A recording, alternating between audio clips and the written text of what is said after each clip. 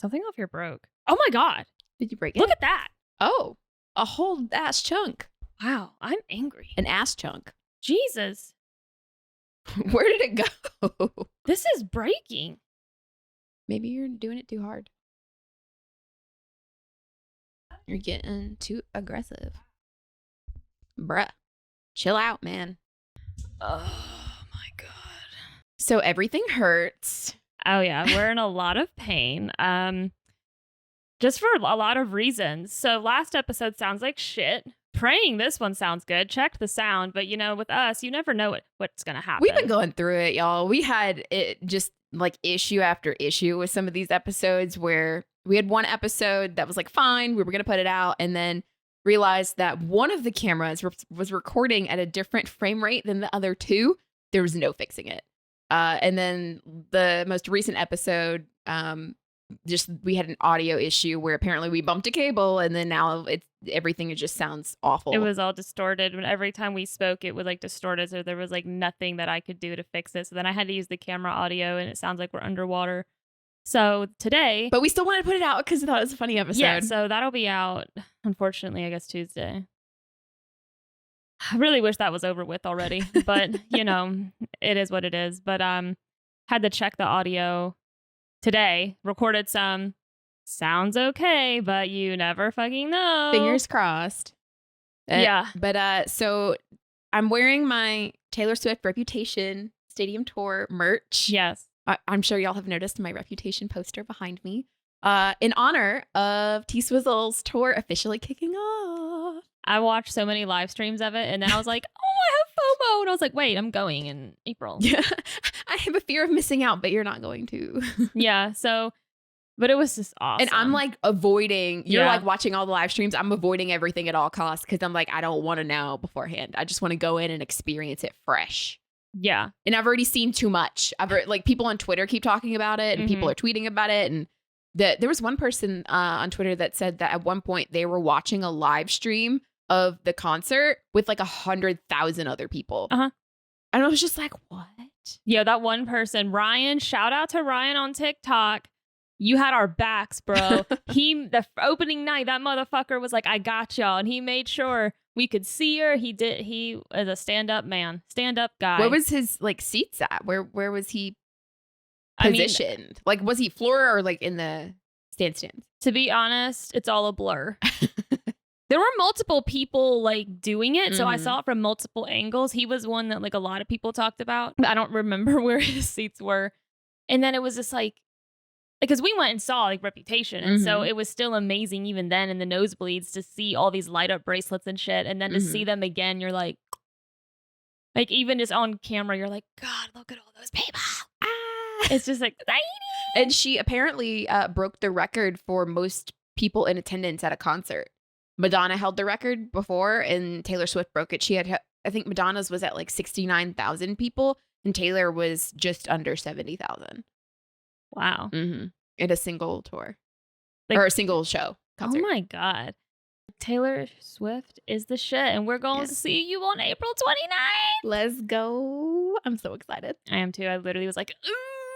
And but that comes back to the reason that everything hurts. Oh.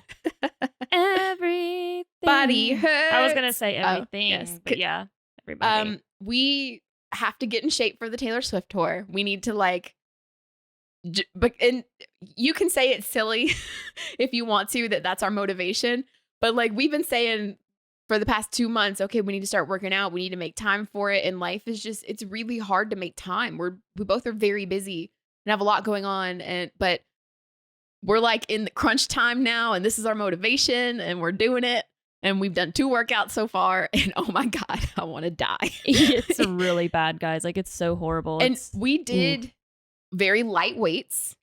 Yeah. And my legs were gonna collapse. Mine seized. Like, my calf at one point started to cramp on the first couple calf raises, and I was like, I don't know if I can do this.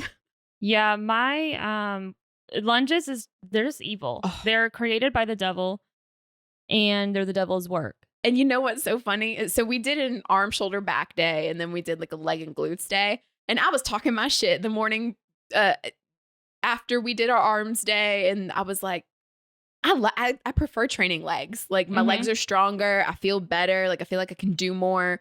I just got noodle arms, no upper body strength at all. So I was like, I prefer legs. And then we got to leg day and I actually started doing it. And oh my God, it was so hard. It was really Like, hard. We couldn't even do our cool down. No, yeah. Because Could not. we walk around my neighborhood to like warm up and cool down. And there was just no way. We were dead. No, my quads. I live in a townhouse apartment. Going up and down stairs is so difficult right now. Like I have to go down the stairs sideways because trying to go down just straight, it's too much bending of my quads and I'm like gonna collapse. Yeah. You know what we get to do today? What? The other one. Oh. Yeah, we get to be done with this. We get to do our files because we have one more workout. Oh, that's true. And I have to go to my mom's for dinner. So I know. Oh my God. Well, we gotta hurry then. Yeah. So yeah. But yeah, we're getting whoopoo. You know, I have this thing where I combine words and I just decided I change what I'm going to say in the middle of what I'm saying. And I think I was going to say whoop-de-doo. And then I was like, nah, just say woohoo. But I had already done the whoop-de, like that situation. And so that's not the first time you said whoopoo. I've said that a few times. So like when Travis is fucking with me sometimes and he's getting on my nerves, I'll say stop it and then quit it. And so then it's called squid. Squid. And he's like, what? That's my favorite. Yeah. Squid. So I am Katie from Mean Girls. Gruel. This literally, I'm the real life version of that. Let's talk about Hitler. That'll make sense later. I'm immaculately conceived. I don't know what to do. I swear I'm not stupid. Take it or leave it. Sometimes you just want to leave it. If I gotta borrow my mom's underwear, I'm borrowing her underwear. You just, yeah. Misa likes the Jar Jar Binks. I'm not gonna edit it out. Oh no. I don't know. Like I think I'm just pretty great. Just staying on the planet. Suck. Why are you saying it with a question mark? Clap, bitch. All right. 3, 2, 1. Action.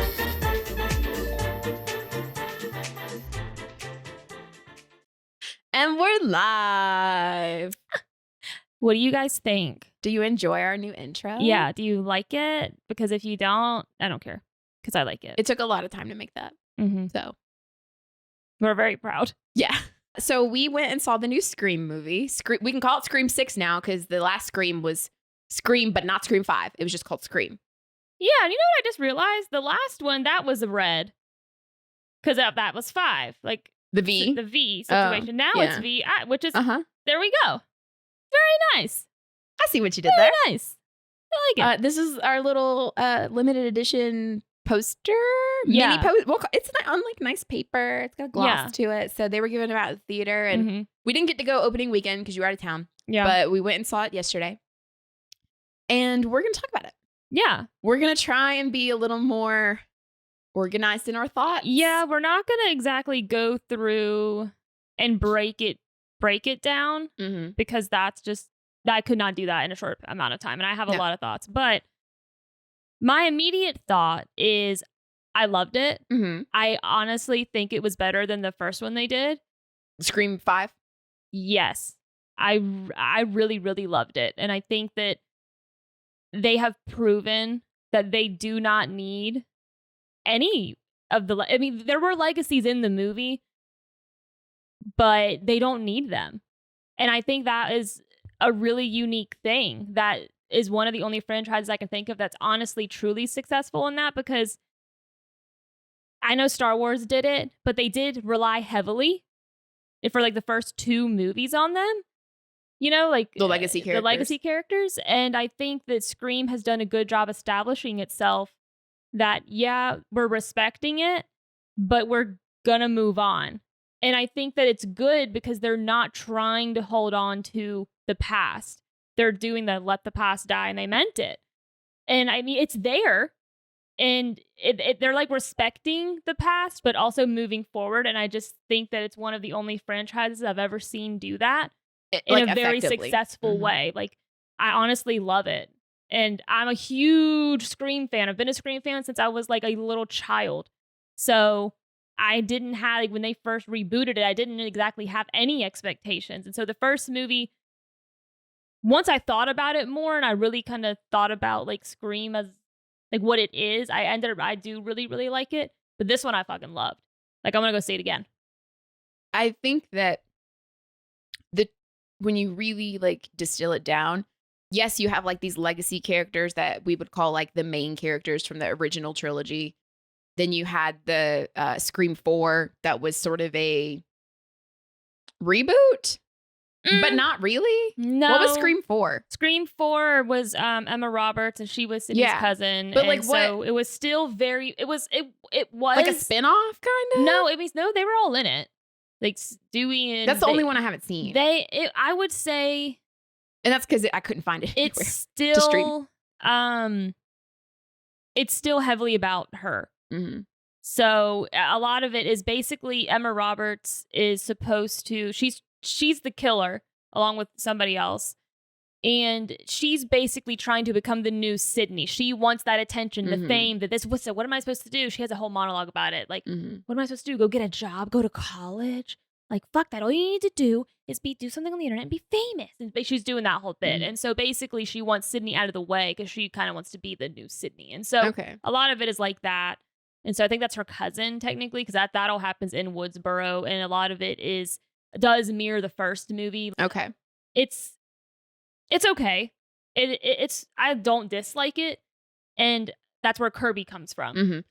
So what I was trying to, I guess the point I was gonna make is that Ghostface is the actual main character, even though he's the only truly consistent thing among all 6 Scream movies. He's the only like character that appears in every single one, even though he is it's a different person that's the actual killer. The killer assumes the persona of Ghostface. So Ghostface, I would even say, is like and it comes back to, we talked about this when we reviewed Scream 5, was that Ghostface is like a truly immortal, cannot die villain, where you have that trope in a lot of slasher movies, a lot of horror movies, where the true villain, the true scary big bad monster, cannot die no matter how many times you stab or shoot him.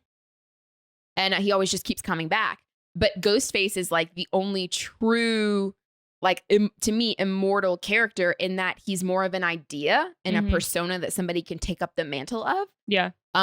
Which is so different from, it's like, he's truly a unique killer. He is. When you compare him to all the other sort of like slasher horror movies villains. Yeah. And it's always funny because I always like kind of get a vibe of Scooby-Doo sometimes, because it's like you're always unmasking the killer, and I would have got away with it too.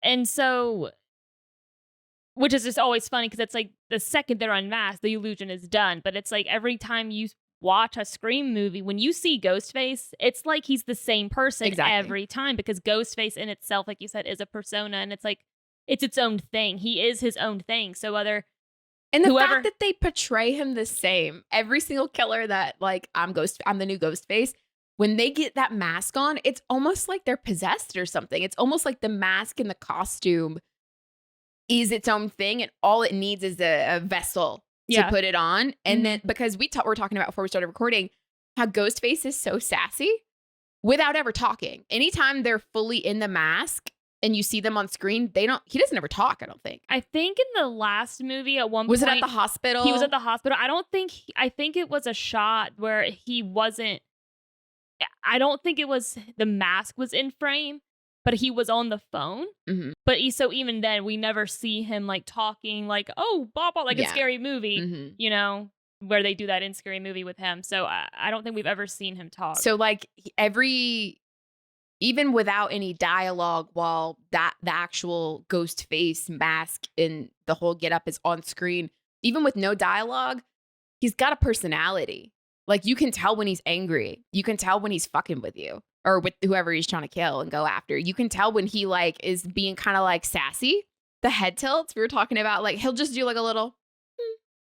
And you can tell when he's just being, and a lot of it is the camera. A lot of it is the camera work being very intentional on which is another reason Scream is such a great movie. Like, if you love movies or you're a filmmaker, Scream is just it's a staple, because it's a really huge take on how important a camera angle is. It does get the mood across. Like, one of the best fucking shots to me in the entire thing was the convenience store. When he walks in and he's just like, I don't give a fuck that there's a fuck ton of people in here. I'm here to fuck shit up.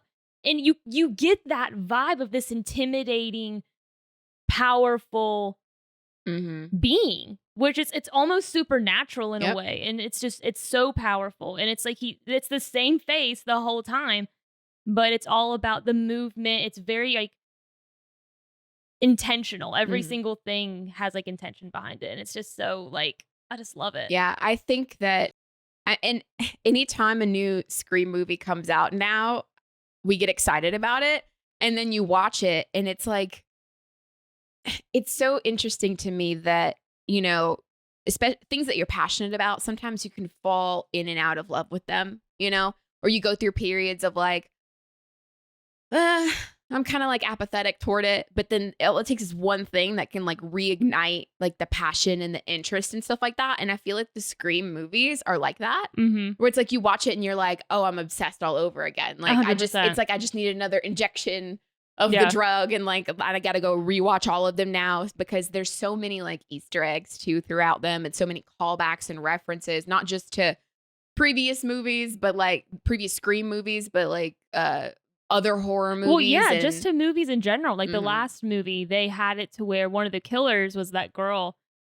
They had her die the same way she died in Tarantino's movie, and it's like it's a movie about movies sometimes, and that's why I think as a filmmaker or anybody that loves entertainment in general, it's just so like, how could you not fucking just adore it? I love that it is like a lot of these scenes that are callbacks or references, they do stand on their own. So even if you don't understand it, like that it is a reference or a callback to something else, it still looks cool or makes sense in the movie itself. Yeah. But then if you do get the callback, if you do get the reference, it just makes your understanding and appreciation of it like that much more. Yeah. That much greater. Like you said, it's like if you love movies, if you love film, whether you like making them or just enjoy consuming them and analyzing them, like this is like a film lover's movie. Like it feels like it was made by movie geeks for movie geeks. Yeah, it does. But also while being like a big blockbuster hit, like people that are just casual horror movie fans love Scream.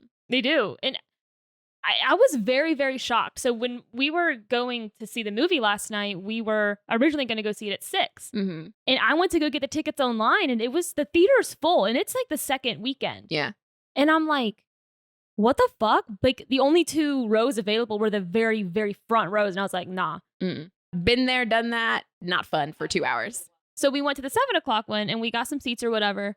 It ended up being packed. Like when we walked in, me and Travis, because we were waiting for you, or you were already in there. And so we were meeting you. I was like, are all these people here to see Scream? And they were. A lot of people had on Scream t-shirt stuff. And I was like so surprised. I'm like, wait, where did you get that? I know. I wore a Swiftie shirt. I wore a Swiftie sweater. And so it was really shocking, but also extremely exciting to see this become something like it was years ago, because I feel like there was more excitement around this movie than the last one. And I think that a lot of that had to do with, I mean, a lot of people went and saw the last one, but I think more people, first of all, people love Jenna Ortega. And I do. She is phenomenal. And Sam is great, but no buts. It's just Jenna Ortega is also becoming like, she's going to have a great career. Oh yeah. She's popping off at the right time. Yeah. And she has a lot of projects in the works coming out consistently right now. But she's great. I mean, she's literally phenomenal. So it's really awesome that they grabbed her before Wednesday. And like, it just helped that trajectory. Yeah, I'm sure a lot of people were drawn to see, you know, Jenna Ortega because of the popularity of Wednesday right now. And yeah. I mean, I know Hayden Panettiere has a small role in this movie. She's not, I guess, as busy with acting work as she was maybe like 10 years ago. Yeah, but I'm not sure. I don't know if she has like a show or anything that I'm just unaware of. But I mean, I'm not sure. But I mean, yeah. So it was really interesting. I really enjoyed the movie as well. I thought that it was, and we'll go into it a little more, but I thought that it was more intense. It was more extreme than previous movies, which plays into what it was trying to do. Yeah. So yeah, I really enjoyed it. Highly encourage if you have not seen it yet. Yeah. Go watch. So what we wanted to do today to kind of structure our conversation a little more in depth about this movie is I had the idea that if you're not familiar, every Scream movie, Scream is a satire. It is a satire of horror movies, specifically slasher movies. And in every movie, they set up a set of rules. So these are like tropes. They're kind of like rules, things that consistently happen in horror movies, specifically slashers. And so they're like, here's the rules of the horror movie. And then the movie sort of plays out either according to those rules or it breaks some of them. So I wanted to go through the rules that are established in each of the movies and kind of see how those rules are either conformed to or not conformed to in this newest one. So without further ado, so the rules of surviving a horror movie. This is Scream 1. Yeah, so for Scream 1, which came out in 1996. And at the time, this is Randy. So Randy's always the one who's establishing these rules. Yeah, so he is a movie nerd, specifically a horror movie nerd, a huge fan of them. And his niece and nephew are in Scream 5 and 6. Yeah, they're twins. Yeah, so it's Chad and Mindy, which are awful names. I kind of want to... I hate that. Chad grew on me. Don't love his name's Chad. I just don't like Mindy. Yeah. So in Scream 1, came out in 1996, we have 3 rules for a horror movie. 1, or I guess it's 3 rules to survive a horror movie. 1, never have sex. So in most horror movies, up to that point, it often began, a lot of horror movies begin with 2 teenagers doing the nasty, and then the killer's like, I don't like sex, and then he kills them. So never have sex, you'll survive. So if you're a virgin, you're great, you're golden. Rule number 2, never drink or do drugs, because I would assume that impairs your judgment and ability to fight off or run from the attacker. And rule number 3, never say, I'll be right back. So I guess, how do these rules play into our newest Scream movie? Actually, I would say that the first one did happen, because so in the first Scream, that rule was broken because they, Sydney and Billy do have sex. In the newest movie, Jenna Ortega, she's going to go have sex. She's in that frat party and she stopped. So it doesn't break the rule. I don't think anyone has sex in this movie. No, the redhead. She does. And but she's already not a virgin. Yeah, that's true. So she doesn't. So does it when it says never have, does you have to be a virgin and stay a virgin, it's more if you're gonna get killed? Is it you have to be a virgin and then you have sex and then that's when you die? I feel like I remember Randy talking about virgin stuff. Because it's always normally like the promiscuous one is always who dies. Or you have the girl who like is doing it for the first time and she would die. And so either one. I think either one, but because Cindy was all like, because some of these rules are also, we're going to deter teenagers from doing bad behavior. Don't have sex. Don't do drugs. Don't drink. Don't go off alone. Yeah. So. Because the big bad will get you. Yeah. So it's kind of like. Okay. But so in Scream 6, which, I mean, this is going to be full of spoilers. So if you haven't seen Scream 6 yet and you don't want to be spoiled, this is your warning right now. Yeah. Leave. This is all the warning you're going to get. Yeah. So the redhead, what was her name? Quinn. She is a roommate of Tara and Sam. She is the cop's daughter. She is known to be promiscuous. Yeah. Or not promiscuous, sex positive. She's not a slut. That's right. She's sex positive. She says that. She says I'm sex positive. I'm sex positive. But okay. And so she is having sex with some guy whenever Sam gets home, and she's like, Paul. She's like, is that Paul? And the dude's like, who's Paul? Who the fuck is Paul?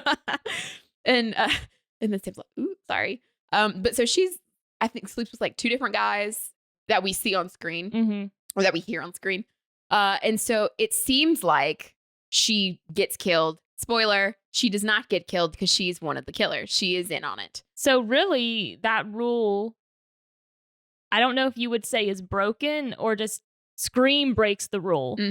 Like as like the story, it breaks it because it doesn't matter. Yeah. It has no bearing on if you live or die. No. Because it actually is the opposite. Yeah. So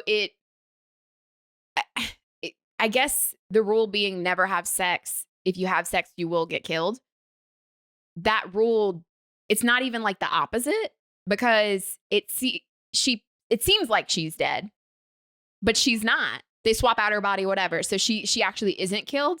And then her brother, who's surprised, there's 3 killers this time instead of just 2.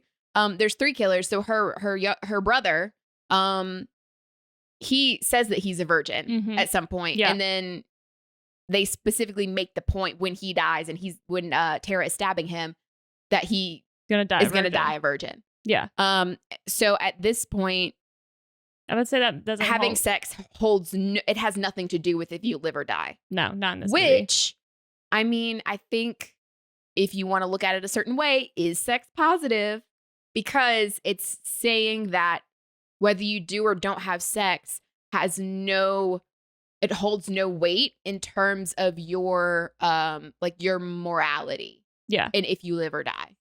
Scream is progressive. So yeah. So basically, if you do or don't have sex, it has no bearing on your morality and your value as a person or as a victim or hero or villain in this movie. Yeah.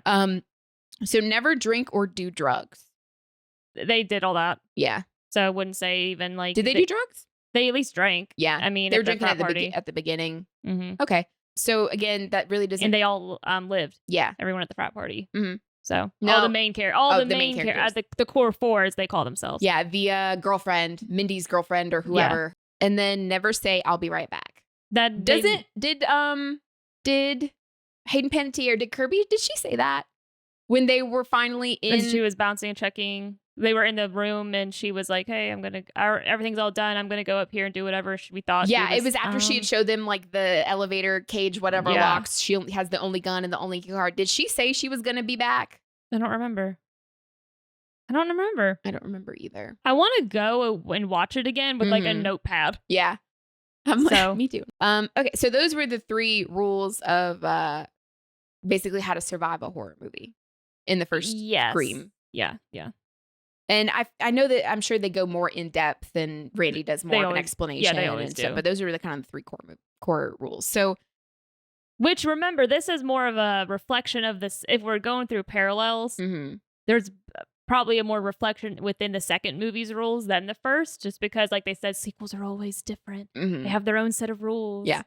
So really, the rules of the first movie that set off this whole franchise now have no bearing on this new movie, on the 6th movie at all. No, but they didn't have any bearing on the second one, I don't think, either. Like the original second movie. Okay, so the rules for surviving a horror movie sequel. Because they do make this a point of like, there are different rules, like you said, depending on, is it the original, the sequel, the trilogy, the reboot, the franchise, which is the newest one.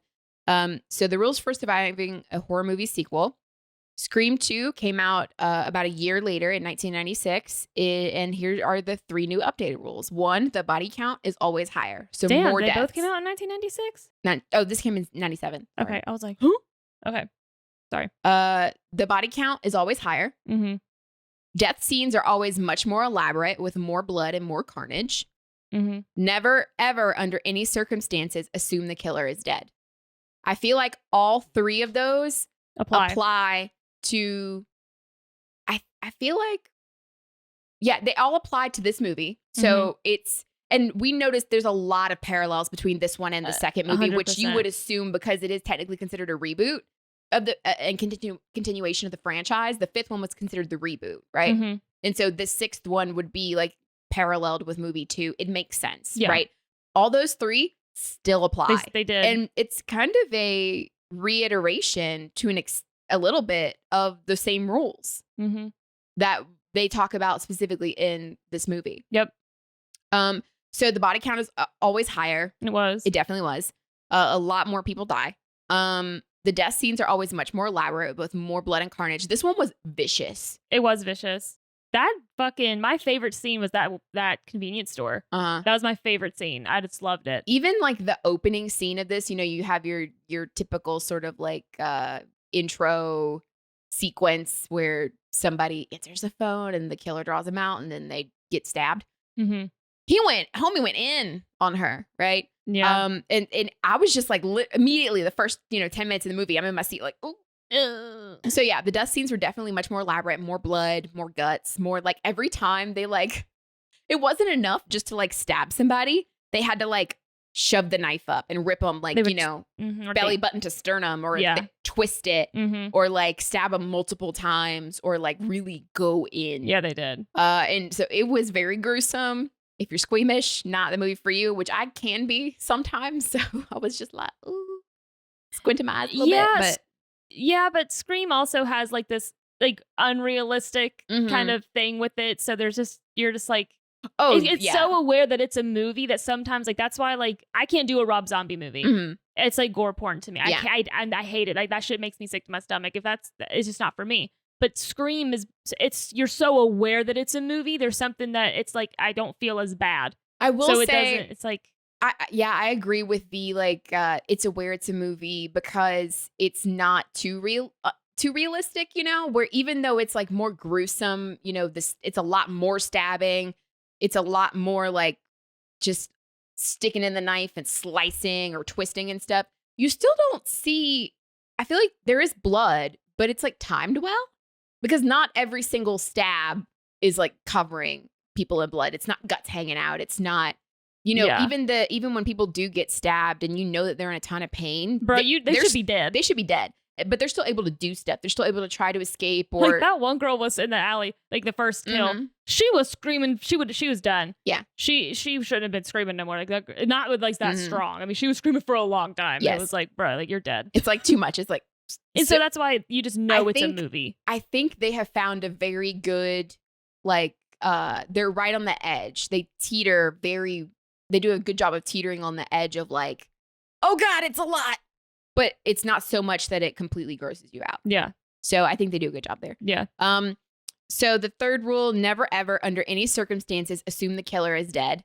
Very true, because unless you get the kill shot in the head, which they made that point in Scream 5, and then they reiterated it again in this one, you always go for the headshot. I feel this rule also applies to our heroes. Never assume the heroes are dead either, because there was more than one instance of there's at least 3. Yeah. Of you think that they're dead and it's like, nope, they're still alive, or, they come back at some point. Right. Yeah.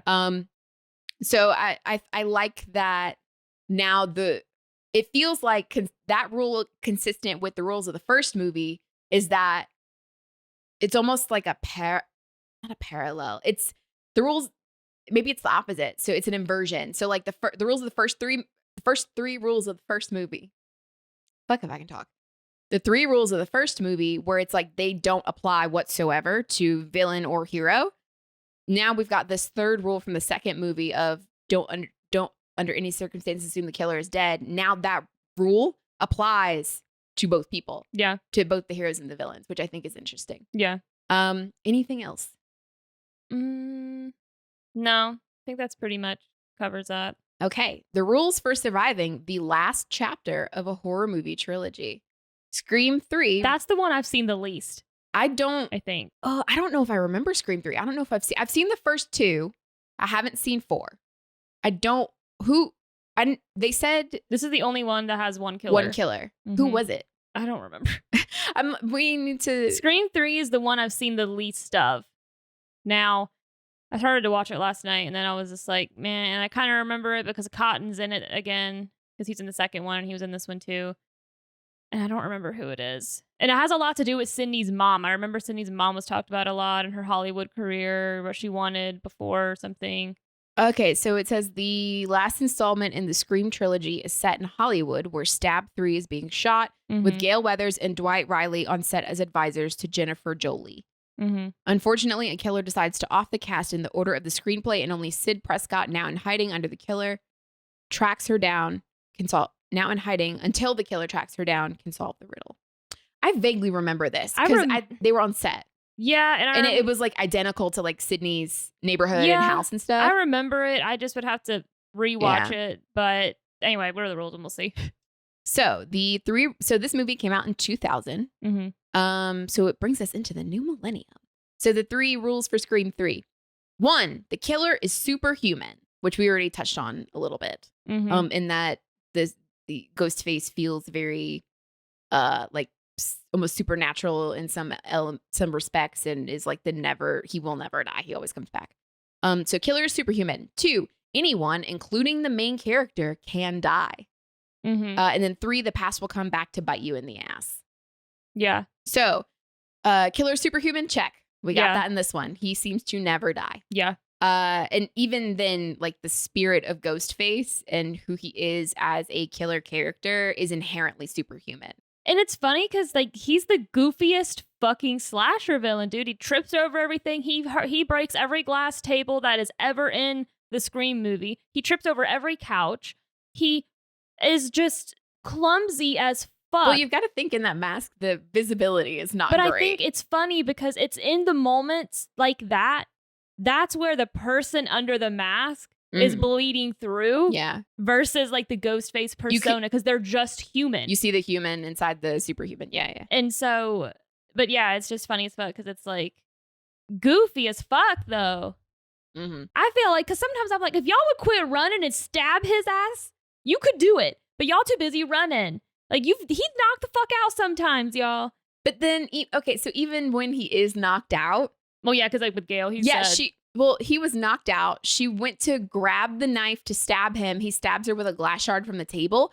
The whole time I'm like, Gail, get your gun. It's across the room. You dumb bitch. Why are you going to grab the knife in his hand? Why are you going to assume that he's actually knocked out and not just Don't playing? assume the killer's dead. Don't even assume they're passed out. Yeah. You can't, even if you could see their face with eyes closed, whatever, don't assume it because they could just be trying to draw you in to like get ya.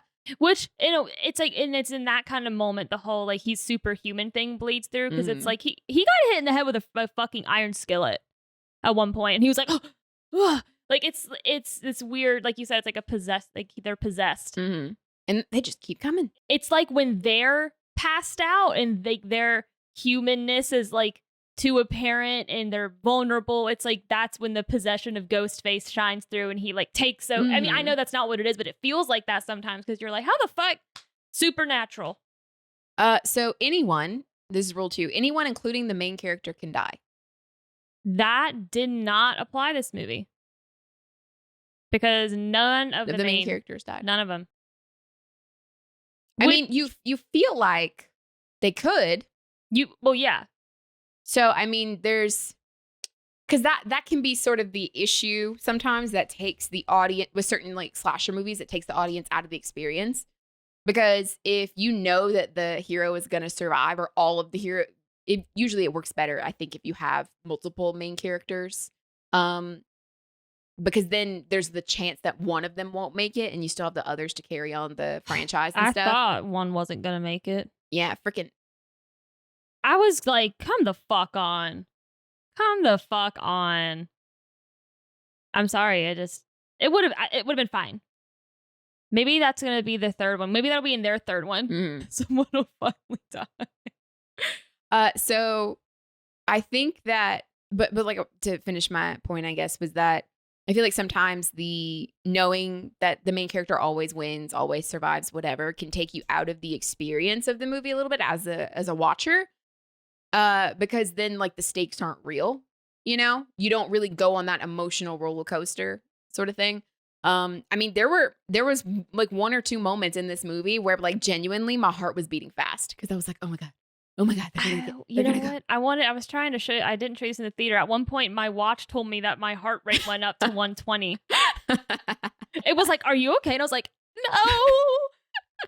Yeah, so that was really funny. Like in the theater, it's like, ding, and I'm like, huh? Oh, fuck. I could just like I was fully sat back in my seat, hands in front of me, like, and then I just felt my heart. And I was like, I felt it. Huh? But yeah, so there was some genuine tension, genuine moments of like, oh my God, they could die. So yeah, I felt like any of the main characters could die. I didn't just assume they were all going to make it. I kind of thought Gail was going to go. Like I was kind of, I guess, and that kind of plays into one of the themes or one of the rules that this movie sets up, which we'll get into later. But I really thought she was going to die. I did too. They kind of left it a little ambiguous. Till the very end, yeah. Yeah. But they're like, we got a pulse, a weak one. And it's like, okay, but there were so many there were different callbacks. There were just a lot of callbacks in this new movie to like first and second one, really. But like, yeah, I really thought Mindy was dead. And I was fine with that. And then she just runs up. I'm like, she literally gets stabbed on the train multiple times. Ethan pulls her out of the train onto the platform, and she's there, and like, I don't feel great. She should have bled out. Yeah. So the rule 3, the past will come back to bite you in the ass, which it does. I mean, because that's sort of that's definitely evident in I guess it does because of the first movie. She killed her boyfriend. Sam kills her Richie. Yeah. And that past action did come to bite her in the ass. Because it's his family that comes after her. Which is also playing tribute to the second movie because it's Billy's mom. And so they've just made that a grander gesture by it being the dad and the 2 siblings. So yeah, that follows for sure. Because it's that past action. Were there any other like past coming back to bite you moments? I think that is the main thing because there's not really anybody that they trusted. They were always kind of iffy on Ethan. They didn't really do anything wrong with Quinn. So, no, I don't really think they did anything else leading up to that really bit them in the ass. Just Sam's past, really. So it's not like even an immediate past. It has to be the past being a previous movie. Yeah. So the events of the previous movie. I would think the past of the previous movie, or even like in Sydney's case, it's her mama. You know, that it's like the past is always coming back up. So, and I always feel like, and it feels like it's more of a distant past than it's like your immediate past. So yeah. Okay. So Scream 4 came out 11 years after Scream 3. Came out in 2011. It brought us into the 21st century. A new set of rules were born. So this is How to Survive a Horror Movie remake. So this is not a reboot. This is a remake. Yeah. So 1, the unexpected is the new cliche. So when it's always expect the unexpected, it's like, of course, no, people are going to expect that now. So like you have to go back to revert to the original rules. Because people now aren't going to expect that. Yeah. It's like what is it called? It's opposite day. When it's like, is it or isn't it? Yeah. The unexpected is now the expected. I don't know. No, yeah. It's just like, okay. So rule number 2, new version is 2.0. Killers should be using the latest technology, filming their murders to make their art as immortal as they are. Opening sequence should blow the doors off and dial up with some flashy music video direction.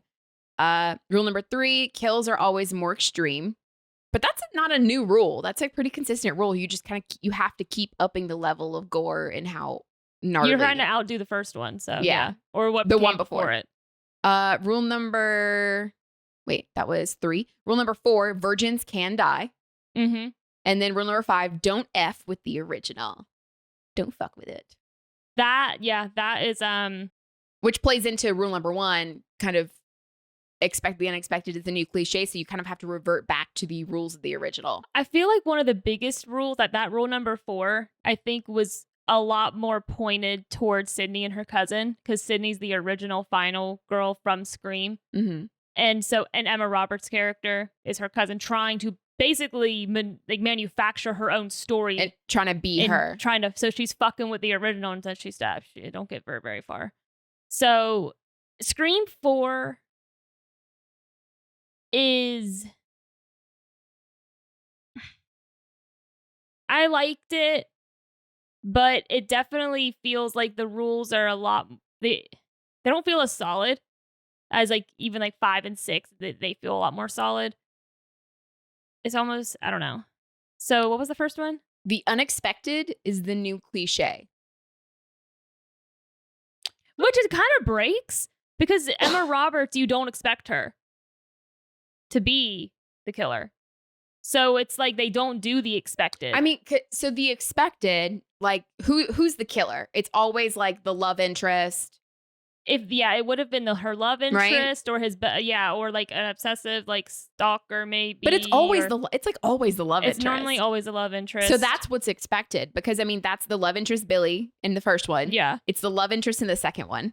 No, right? Is it not? Is it not Sydney's boyfriend in the second one? No, it's who helps the mom? It's the friend who's like obsessed with like he's in film school and stuff. Oh, is it? Yeah, That's remember they have her boyfriend on the cross and shit stabbing him on the theater. Okay. And he's all tied up and shit. Yeah, so that's why it was actually this movie was a parallel to that with Sam's boyfriend. Okay. Because he was trustworthy. And so there's some things it does play tribute to. Okay. So the fourth one, in a way, breaks its rule by saying don't expect the unexpected, like, which is basically telling you expect the expected. Is a lie because it's one of the main characters. It's her. You would never expect Sydney to be the killer. Exactly. So it breaks its rule, which Scream does a lot sometimes. And so, or it doesn't break the rule, but it happens in a way that feels like it might be breaking the rule, even though it like bends the rule. Yeah. Or it's just happening in a way you just didn't think would happen or play out. So that rule is kind of broken, which I think maybe it just, I don't like the way that it's worded. I think that it more so ties into like, don't fuck with the original in terms of like, we kind of got to revert back now to the original rules in a way. Because the original is good. Like there's a reason you keep coming back to the original. There's a reason why it's a favorite, right? So you kind of have to like play into those rules and those tropes, and that's what a remake attempts to do. But like, so it's like it's actually like a play on words. Don't fuck with the original, because there's one, don't fuck with it, meaning like you can't fuck with it, like you can't be that and you never will be, so don't even try. But then there's also don't fuck with it, meaning like don't change it. If you're gonna do it, do you have to do it the same? So I don't know. I mean, I like the don't fuck with the original because it is like it can be read two ways. The unexpected is the new cliche. I don't think it really applies. Is the new cliche. Like it's, of course it's always the unexpected thing. Like, well, and it was. Yeah, didn't see it coming. It was. Had no idea. You're kind of like, oh, this bitch. Yeah. So, okay. So new version is 2.0. Killers should be using the latest technology. Filming, which I mean, they do use like cell phone, especially in the Scream 5.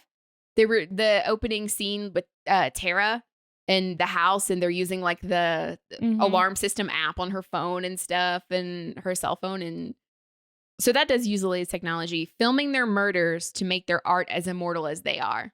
I honestly feel like when it comes to Scream 4, I really would need to watch it again to be like, okay, how does this play out? And how do the rules apply to that movie? It's been a long time since I've seen that one as well. I mean, I have seen it, but so is this the one where? Okay, so in Scream 2, that's our first introduction to the killer. That's the dude. That's our first introduction to a character who is killing because he is obsessed with horror movies, right? And so that does that theme then carry on through the remaining Screams? I think so. I don't know. And I don't know that the third one is. I can't recall why he was. So I really need to remember that. I mean, but the third movie is like Hollywood making, Stab 3. I don't remember who he was because I remember Sydney's mom gets mentioned because that was also something she was trying to do, I guess, before she settled down and got married. Was because everything always links like the past will bite you in the ass. It's always about like Sydney's mom. Like that's her whole link to this. And so I can't really. I mean, yeah, I don't really. I'm not familiar with the third one, but I mean, I guess there is an element of making murders like immortal through art in that it is actually them. Well, and it is because the fourth movie it's Charlie who's obsessed with horror movies as well. And then you have obviously Scream 5 with the killer being Richie and Amber. Was it Amber? Whoever his girlfriend. Yeah, whatever her name was. But it's Richie. Like he wants to be like the next serial killer, right? Well, also what was happening in that is was in space. It was definitely making fun of Fast and Furious somewhat, and talking about it had gotten so far from the original, so far that they had to bring it back to its roots, and so that's why. So basically, they were like, we have to reboot this and fix this and bring it back to like what matters. So yeah, but so I guess more so it wasn't really in in Scream 5. it was more so in this one, Scream 6, where they actually show like Richie making like a tribute film and filming like a stab sort of thing. Yeah, which I don't really feel like Scream 4's rules apply that much. It doesn't really, it doesn't scream like part of the trilogy. You know, the first 3 feel more established. I mean, the 4th one clearly happens and it's there, but it's kind of like that movie that you're like, the best thing that came from it was Kirby. So, it's, you feel like it's like the redheaded stepchild of the Scream movies. The rules are a little more flimsy. Yeah. I mean, I do this aspect of filming the murders to make the art immortal. I mean, I think that sort of, I like that as a theme because I think it is present across a lot of the movies. I think that so even in this one, in Scream 6, where the initial like killer at the very start of the movie, like it's Richie's friend, that him and another of their friends are planning to basically continue on Richie's like project or whatever. But so basically it's they play into that a little bit more with that, and it actually was very jarring the beginning of the movie because like it wasn't just like it had the typical flashy sort of like murder right up front. Well, but then like we stay with the person, like you literally the killer is unmasked immediately. Yeah. And then you're like, what? It's weird because you're like, what is going on here? This is different. And then you stay with him for another like 10 or 15 minutes. Yeah, but I think that it also plays into the whole we're stepping away from, oh, we're doing this because we love movies and stab, and we're going back to this is about revenge. So it kind of breaks away from like, oh, because it's a very personal reason now. That's true. Which you can feel. I mean, it's very much, the first thing that this movie establishes is, no, this isn't about that. This is about something bigger than that. And it's because even his line of saying, who gives a fuck about movies, it's telling of this is not about that at all. I don't give a fuck about stab. I don't give a fuck about film. I don't give a fuck about any of this. This is deep-rooted revenge. Yeah, it's very much like, no. Yeah. This one is not that. Okay. Yeah, cool. I like that. Okay, so the opening sequence should blow the doors off and opening sequences should blow the doors off and be dialed up with some flashy music video direction, which I don't really get that line. No, but it definitely dialed it up. It was definitely like you said, it opens, we see this girl summing it up. She was waiting for a date and then he couldn't get there. So that's how she ends up in this alley because she's trying to help him get there. And then she gets stabbed. And it's pretty violent and it's fine. But the reason it's flashy is because the killer is unmasked immediately. We see him go home. You see him get rid of like the costume. Yeah, all of it. Yeah. And so when he gets to his apartment, it's establishing, oh, it's another duo. It's another 2-guy duo. And then, you know, they have like their closet filled with like ghost face masks and all that shit. And then it quickly, you think, oh, because as the audience, you're like, you know this isn't it. And so it quickly, you realize, no, these two just got fucked up. Like they had their plan and, you know, it was quickly like, the killers are murdered by Ghostface, which is kind of funny. Yeah. So because it's like Ghostface. Yeah. And it's interesting because we don't ever see the second guy as Ghostface or as a killer. You just see him chopped up in a refrigerator. Yeah. Spoiler. But he's like it's warmer, ironic because it's in the fridge. Yeah. It's but you see the guy's name is Jason, who stabbed the girl in the alleyway and then takes off the mask and you see that it's him. He like you see him as Ghostface. He is Ghostface when he's fully costumed up and doing the killing. As soon as he takes that mask off, you are not him anymore. He's just like a normal, vulnerable human. Yep. And then you get killed by Ghostface. Yep. And it's like, but it's the voice and everything. And it's just like, and it's also kind of like, even with the first movie, we didn't know at the time there were 2, but you have this vulnerable girl who gets killed. And it's this weird, like, because they even make fun almost like this Ghostface, because he's doing it for revenge for his son or family, is looking down on the reason these 2 wanted to kill. They're scumbags. Like I think he even says they're pieces of shit and scumbags and like, oh, did it feel good? You fucking like he's very almost like angry that your reason was so stupid. Like, Well, you're a fucking loser. And the Jason who's on the phone that stabs the girl in the alley, he even like when he's on the phone with Ghostface is like, tell me how it went or how it felt. And he says that she basically stopped being human and turned into like a piece of meat. And that's what it felt like, stabbing a piece of meat. And so I think that this, this Ghostface on the phone with him, that he's like, I think he was like disturbed. Yeah. He's like, for real. That's why he's like, you're sick. He's like, because we're doing it for revenge, for real reasons. We're not doing it for like a love of killing. Yeah. And just because we're twisted individuals, you're doing it because you're twisted. Yeah. Where this Ghostface is like, okay, you disgust me. So I'm the good guy right now. And so it did kind of blow the doors off of like that. So I would think that did happen. Yeah. So kills are way more extreme. I feel like that's a rule with everyone. Every movie so far. I think that there wasn't a kill in this movie that was more extreme than the one from the last. Even the therapist got stabbed in the face, but so did the other guy, the one teenager, Dylan. His real name was Dylan something. He's from 13 Reasons Why. He gets stabbed, remember, in the fucking face or some shit in his house. Oh, his tongue. Didn't somebody get stabbed in the tongue or in the mouth? The guy at the end did. She stabbed him in this. Tara stabbed that fucking guy in the mouth. No, I mean in five. It wasn't in 5. I don't know. The kills were very, very brutal in the first or Scream 5, and so it's like, yeah, I don't know that these were any more extreme than before. I mean, maybe because like you have the ladder kill. I mean, it kind of feels like, I don't know, and it may just be it's been a while since I've seen the Scream. Why do I keep calling stab? Scream 5. Oh, that one guy did get shot in the head with a shotgun. Yeah.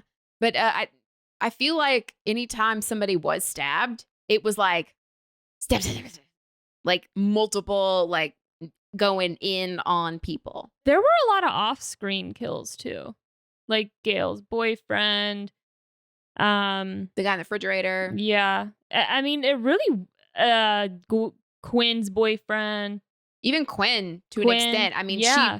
She was attacked and killed off screen. Yeah. And so she kind of just gets thrown at them. Yeah. It really, actually, I feel like it wasn't as bad. I mean, there were a few kills, but there wasn't that many. Yeah. So virgins can die is one of the rules, which happens in this movie. Yeah. Yeah. The guy at the end. That Ethan lives. Yeah. So he dies. Other than that, meh. We already talked about don't fuck with the original. Okay, so moving on to the rules to a requel, a reboot/sequel. So this is Scream 5. Scream 5. This is the one that establishes this current universe we're in. Yes. So this is technically called Scream, not Scream 5, but everyone calls it Scream 5. Came out in 2022. So this was released. This is at the turn of 25 years of the franchise. Mm-hmm. And it came out 11 years after Scream 4. So it gives us the new current rules. The 5th installment is identified as a requel, meaning a film where new characters are supported by or related to legacy characters. Mm-hmm. And the point is to build something new that's part of an ongoing storyline. And this is interesting because I think that this movie does what Scream 4 attempted to do and failed to do. I think it does. Because that 4 is supposed to be a reboot. This one's a requel. Yeah. Because it's more closely tied in, follows more of the same themes of the original. Mm-hmm. And so I think it's interesting because it says the new characters are supported by or related to legacy characters. Mm-hmm. And it is true that they are supported by legacy characters and they are related to legacy characters in a way. But not directly related to the main legacy characters. Because they twisted it, yeah. I wouldn't even say that like Billy, Sam is Billy's daughter. Mm-hmm. And Billy, obviously the killer in the first Scream, one of the two. She is related to the original killer, but I wouldn't consider him a legacy character because he doesn't go beyond the first movie. So then you have like Randy who he dies in the second movie. His niece and nephew are in Scream 5 and 6. Would he be considered a legacy character? He only lives to the second movie. At what point do you become a legacy? How many movies you got to survive? 2? Probably to create a legacy, but yeah, I would say, yes. Because the real legacy characters are Sydney, Dewey, and Gail. Yeah. I would say they're more supported and that they kind of put a little pizzazz on that rule with the how they bring back the first movie, really. Okay. So then the point is to build something new. It's part of an ongoing storyline. Okay. So 3 rules. 1, killer's motive is always connected to something in the past or always goes back to the original. So this ties in with Scream 2 to an extent of like the past comes back to bite you in the ass. So this That's 3. Was that 3? Mm-hmm. Okay. So so rule 2, never trust your love interest. Rule 3, first victim always has a friend group the killer is a part of. So this tying into the new movie. Mm-hmm. The first rule is what again? The killer's motive is always connected to something in the past and always goes back to the original. Yes. 100% checks out because the killer's motive is about his son. Mm-hmm. So the second rule. It goes back. Okay, so the killer's motive in Scream 6 does go back to the past in the previous movie, but it doesn't necessarily connect to the original. But I think we have to look at the new Scream as the new original for this friend group. Mm-hmm. So I would say that it applies because I mean the thing with this Scream now that we're in the new Scream universe, mm-hmm.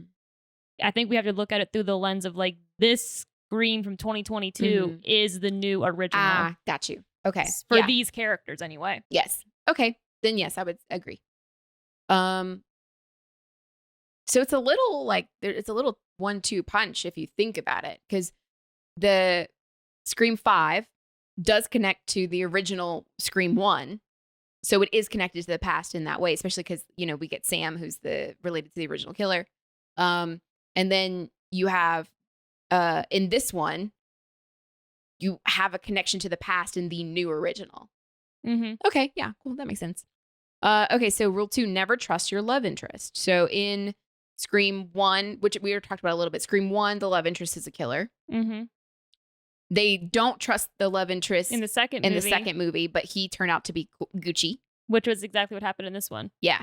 So it completely, I would say that rule's broken. It's not a love interest at all. Mm-hmm. It's Scream's like, nah, you don't have to trust him. Yeah. But it was him. Again, the love interest in Scream 5. Yeah. What about, I don't remember 3. What about 4? No. It wasn't. It was the main. It would have been Wasn't it 2? It was, but it wasn't like it wasn't a love interest. It wasn't like it was like a friend. Okay. Yeah. Okay, so that, I mean, I think technically behind closed doors they were lovers, but I don't think to the audience it wasn't portrayed like that. And then the first victim always has a friend group the killer is a part of. So the first victim. Wait, that wasn't this is Scream 5. The rules from Scream 5. Who died first in Scream 5? The first victim doesn't have to die. They're just a victim of an attack. So the first victim in Scream 5 was Tara, I think. The first on-screen victim, because I think someone else had been stabbed before her. Someone else was attacked, I think, off-screen though.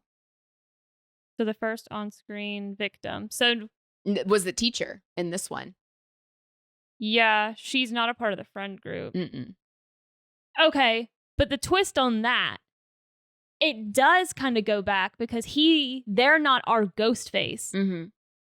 He was in film class with Tara.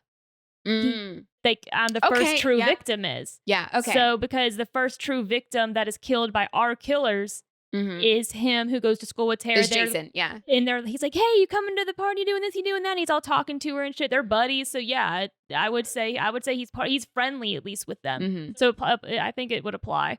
Okay. In that regard. I like this because it is twisting the rule. The rule is applicable, but not in the strictest sense. Yeah. So the first victim on screen is the teacher, but the person that kills her, Jason, Jason. Mm-hmm. Jason is not our killer. He is not our Ghostface for this movie. Yeah. He's like a pretender wannabe for all intents and purposes. He's a poser. So, but then he is not actually the first victim. It's his friend who's in the refrigerator. We don't see him die on screen, but we see his body. Mm-hmm. But even then, they're the first 2 victims, and they were in the film class or whatever. Like they knew Tara and were friends with her. Mm-hmm. So yeah, okay, that rule does apply. All right, let's go, Scream. Okay, cool. Scream's like, I got this. Okay, so those were the 3 movies, the 3 rules of the requel. We had to get these rules from Scream 6 by watching some videos and trying to skim through articles because no one's actually put them out like verbatim yet. Yeah, and we were trying to remember what Mindy is saying when she's telling everybody the rules, but we pretty much got like the gist of them. Yeah, so the first rule, everything is more extreme. So it's not just that the kills are more gruesome, which they are to an extent. It's also that like the chase scenes are longer. And they're more intense, which they are. They were. And I do like that because I did notice that. And the fact that they pointed it out, I was like, oh yeah, I mean, that makes sense. Because even like the scene in the convenience store it's one. The best one. It's so good and it's so tense. And there's moments where it's like deathly quiet, you know? And any little sound is going to draw the killer's attention. And so that one was a very long, tense scene. And it was really good. Even like Gail, when Gail gets attacked in her apartment, that's a long scene. It is. Like, and it just keeps kind of going. So, and it feels like the killer just falls down, gets up, falls down, gets up, falls down, gets up. It just keeps on going. It's not just like this quick little falls down once and like runs away or whatever. So rule 2, whatever happened last time, expect the opposite. Which actually applied because Dewey died last time. Gail did not. She didn't. And we were kind of like thought she was going to and was kind of cool with it. And so and that applied. Sydney came back last time. She did not. But that was because she wasn't going to get paid enough money, but still. Correct. It was the love interest last time. Was not either the love interest this time. No. And last time it was like film nerds who that was all about movie making and stuff. And this time was more personal. So it definitely was not anything like the last one. When it came to like who it was and why it happened. And it's almost all except for one time it's been 2 people. This time it was 3 people. So cool. And then rule number 3, no one is safe. Legacy characters, main characters are not safe. That's a lie. Yeah. Everybody lived. The core 4 lived. And the only Kirby lived. She's a legacy character, technically from Scream 4. And then you have Courtney Gale. She lived. And so I think that this one, it was only new characters that died. Yeah. Everybody else lived. They weren't necessarily safe.